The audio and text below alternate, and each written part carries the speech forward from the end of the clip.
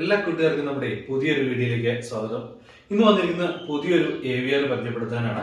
അതായത് ഡൈനക്സിന്റെ ഒരു ഏറ്റവും ലേറ്റസ്റ്റ് ആയിട്ട് നമ്മൾ അപ്ഡേറ്റ് ചെയ്തിട്ടുള്ള ഒരു AVR ആണ് പരിചയപ്പെടുന്നത്. അപ്പൊ നമുക്ക് അതൊന്ന് ഡീറ്റെയിൽ ആയിട്ട് തന്നെ നോക്കാം. അപ്പോൾ ഓരോ പ്രാവശ്യം നമ്മൾ ആംപ്ലിഫയർ ചെയ്യുമ്പോഴും എന്തെങ്കിലുമൊക്കെ വ്യത്യസ്തമായിട്ട് പുതിയ പുതിയ ബോർഡുകളൊക്കെ ചെയ്യാറുണ്ട്. അതുപോലെ തന്നെ ഇന്നും നമ്മൾ ആംപ്ലിഫയർ ചെയ്തപ്പോഴത്തേനും കുറച്ചൊരു ഡിഫറെന്റ് ആയിട്ട് തന്നെയാണ് ചെയ്തിരിക്കുന്നത്. ആക്ച്വലി നമ്മൾ ഉപയോഗിക്കുന്ന ബോർഡുകളൊക്കെ കുറച്ച് ചേഞ്ച് ആക്കി നമ്മൾ പുതിയൊരു സെറ്റപ്പിലേക്കാണ് ഇന്ന് ചെയ്തെടുത്തിരുന്നത്. നമ്മുടെ പുതിയൊരു രീതിയിലാണ് ചെയ്തെടുത്തിരിക്കുന്നത്. എന്തായാലും നമുക്ക് അതൊന്ന് ഡീറ്റെയിൽ ആയിട്ട് തന്നെ നോക്കാം. ആദ്യം ഇതിന്റെ ഫ്രണ്ടും ബാക്കും പാനലിലേക്ക് നമുക്ക് നോക്കാം. നോർമൽ ചെയ്യുന്നേക്കാളും പാനലിൽ നമ്മളൊരു ചെറിയൊരു ചേഞ്ചസ് ഫ്രണ്ട് പാനലിൽ നമ്മൾ വരുത്തിയിട്ടുണ്ട്. നല്ല ക്വാളിറ്റി ആയിട്ടുള്ള ഒരു അക്രിലിക് ഷീറ്റ് തന്നെയാണ് നമ്മൾ പാനൽ ചെയ്തെടുത്തിരിക്കുന്നത്. റൈറ്റും ലെഫ്റ്റും രണ്ട് നോബുകളാണ് വരുന്നത്. ഒന്ന് നമ്മുടെ സബിനും അടുത്തൊന്ന് മാസ്റ്റർ വോളിയും പിന്നെ USB സോക്കറ്റ്. ഇത്രയാണ് ഇതിന്റെ ഫ്രണ്ട് സൈഡിൽ വരുന്നുള്ളൂ. ഇനി ബാക്ക് സൈഡിലേക്ക് നോക്കുകയാണെങ്കിൽ ഓഡിയോ കിറ്റിന്റെ സെക്ഷൻ വരുന്നുണ്ട്. അടുത്തത് നമ്മുടെ 5.1 ഓഡിയോ ഔട്ടിനുള്ള ബലാൻജായിക്കാണ് വരുന്നത്. ഇതിനകത്ത് നമുക്ക് ഒരു ഓക്സ്, ഒപ്റ്റിക്കല്, കൊയാക്സ്, 3 HD ഇൻപുട്ടും ഒരു ARC ഇൻപുട്ടും ഒരു ARC ഔട്ടും ഇതിലേക്ക് കൊടുക്കാൻ സാധിക്കും. പിന്നെ ഒരു പവർ സോക്കറ്റും പിന്നെ ഓൺ ഓഫ് സ്വിച്ച് നമ്മൾ ബാക്ക് സൈഡിലാണ് കൊടുക്കുന്നത്. എന്നും നമ്മൾ ബാക്ക് സൈഡിലാണ് കൊടുക്കാറ്. അതുപോലെ തന്നെ സൈഡിലായിട്ട് നമ്മുടെ ഉണ്ടാവും.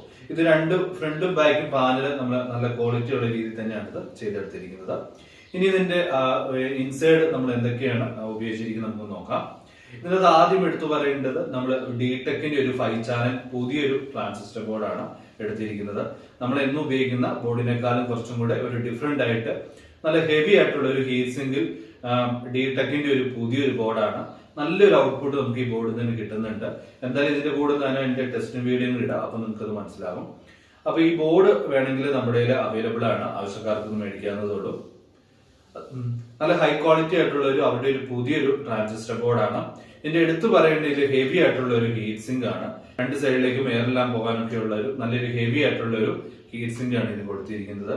പിന്നെ കമ്പോണൻസ് ഒക്കെ ആണെങ്കിലും എല്ലാം നല്ല ക്വാളിറ്റി ആയിട്ടുള്ള കമ്പോണൻസ്, ഹെവി ആയിട്ടുള്ള ഒരു PCB, നല്ലൊരു ഡിസൈനിങ് എന്ന് തന്നെ പറയാം.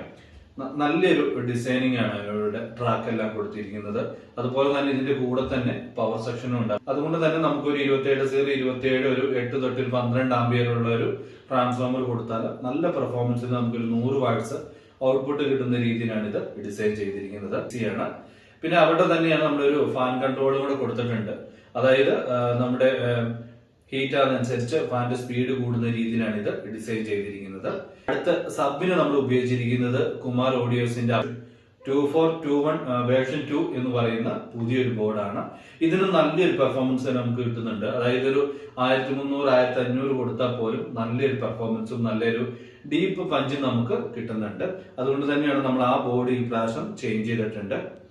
പിന്നെ ഇതിന്റെ അകത്ത് നമ്മൾ ആ സബിന്റെ ബോർഡ് റെക്ടിഫൈ ചെയ്യാൻ വേണ്ടി 2 കപ്പാസിറ്റർ കൊടുത്തിട്ട് നമ്മൾ റെക്ടിഫൈ സെക്ഷൻ ചെയ്തിട്ടുണ്ട്.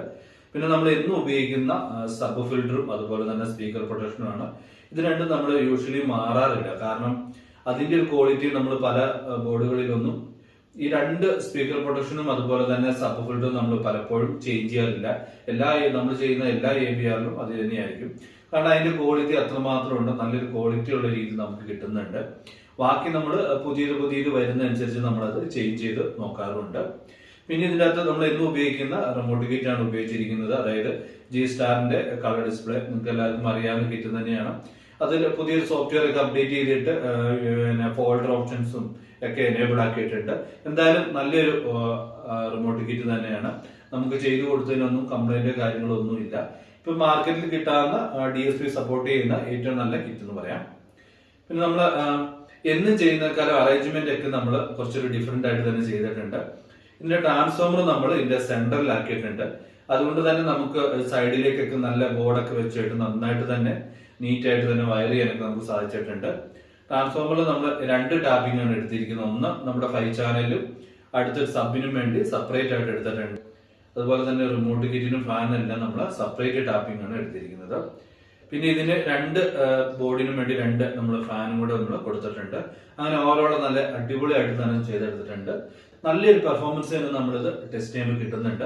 അതുപോലെ തന്നെ ഇതിലേക്ക് കൊടുക്കാൻ പറ്റുന്ന സ്പീക്കർ കണക്ഷൻ എന്ന് പറഞ്ഞാൽ നമ്മളൊരു 8 ഇഞ്ചിന്റെയോ അല്ലെങ്കിൽ ഒരു 6 ഇഞ്ചിന്റെയോ ഒരു ബോക്സ് നമുക്ക് കൊടുക്കാം. ഞാൻ ഇവിടെ ടെസ്റ്റിങ്ങിന് ഉപയോഗിച്ചിരിക്കുന്ന ഒരു 100-125 വാട്ട്സിന്റെ ഒരു ടവർ സ്പീക്കറാണ് നമ്മൾ കൊടുത്തിരിക്കുന്നത്. നമുക്കൊരു സബിനാണെങ്കിൽ ഒരു 1300 വാട്ട്സിന്റെ JBL അല്ലെങ്കിൽ പൈനിയർ ഒക്കെ നമുക്ക് കൊടുക്കാവുന്നതേ ഉള്ളൂ. ഇത്രയും കാര്യങ്ങളൊക്കെയാണ് ഇതിന്റെ അകത്ത് വരുന്നത്. അതുപോലെ തന്നെ ഇതിന്റെ അകത്ത് കണക്ടിവിറ്റി എന്ന് പറയുന്നത് നമുക്കൊരു USB കൊടുക്കാം.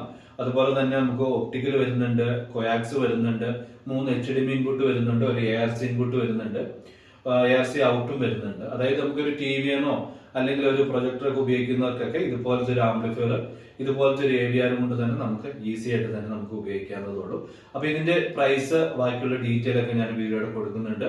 അതുപോലെ തന്നെ ഈ ഡിടെക്കിന്റെ ബോർഡോ അല്ലെങ്കിൽ പുതിയ കുമാറിന്റെ ബോർഡോ ഇതിൽ ഉപയോഗിച്ചിരിക്കുന്ന പാർട്സുകളൊക്കെ നമ്മുടെ സൈറ്റിൽ അവൈലബിൾ ആണ്. നമുക്ക് സൈറ്റിൽ നിന്ന് കയറി മേടിക്കാവുന്നതുള്ളൂ. അതല്ലെങ്കിൽ നമുക്ക് ഡയറക്റ്റ് വാട്സപ്പ് ചെയ്താലും നമ്മളത് അയച്ചു തരുന്നതായിരിക്കും. അപ്പം വീഡിയോ സംബന്ധമായിട്ട് ഇത്രയും കാര്യങ്ങളൊക്കെയാണ് വന്നിരിക്കുന്നത്.